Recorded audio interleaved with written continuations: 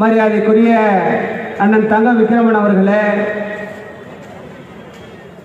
மற்றும் மேடையில் வீற்றிருக்கின்ற இளைஞர்களுடைய நிர்வாகிகளே, இந்த நிகழ்வில் கலந்திருக்கின்ற பாரதிய ஜனதா கட்சியுடைய பல்வேறு பொறுப்புகளிலே பொறுப்பாற்றிக் கொண்டிருக்கின்ற தலைவர்களே, இளைஞர்களே, சகோதரர்களே, சகோதரிகளே, உங்கள் அத்தனை பேருக்கும் இடையே முதற்கண் வணக்கத்தை நான் தெரிவித்துக் கொள்வதிலே பெரும் மகிழ்ச்சி அடைகின்றேன்.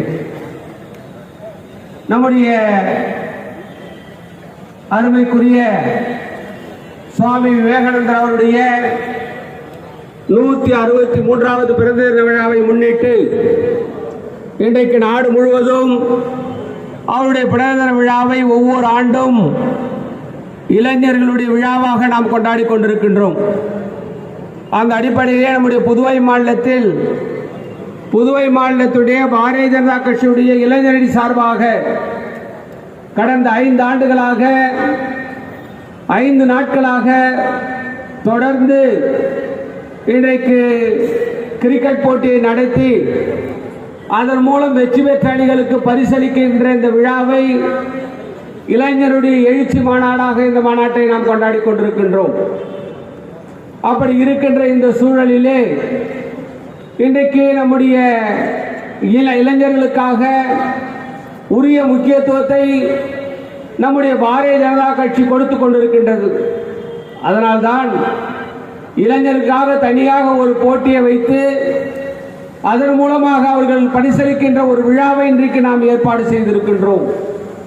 அதற்கு பாடுபட்ட இளைஞர்களுடைய அத்தனை தலைவர்களுக்கும் உறுப்பினர்களுக்கும் என்னுடைய மனமார்ந்த வாழ்த்துக்களையும் பாராட்டுக்களையும் இந்த நேரத்திலே நான் தெரிவித்துக் கொள்ள கடமைப்பட்டிருக்கின்றேன். நம்முடைய தேசிய ஜனநாயக கூட்டணி அரசாங்கம் பல்வேறு முன்னெடுப்புகளை இன்றைக்கு இளைஞர்களுக்காக விளையாட்டுக்காக இன்றைக்கு முன்னெடுத்திருக்கின்றது.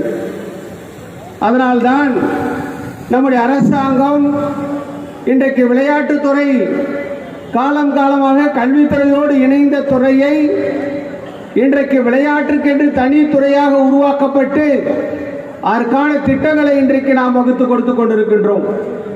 அந்த அடிப்படையிலே நம்முடைய இளைஞர்களுக்கு விளையாட்டு வீரர்களுக்கு உரிய அளவிலே உரிய விளையாட்டு மைதானங்களை அமைத்து கொடுப்பதற்காக நம்முடைய அரசாங்கம் அதற்கான நிதியை ஒதுக்கி இன்றைக்கு கிராமப்புறங்களிலே நகரப்பகுதிகளிலே இன்றைக்கு விளையாட்டு மைதானங்களை உருவாக்கி கொடுத்திருக்கின்றோம். நமக்கு மத்திய அரசானது நமக்கு தேவையான நிதியை இன்றைக்கு விளையாட்டுத்துறைக்கு கொடுத்திருக்கின்றோம்.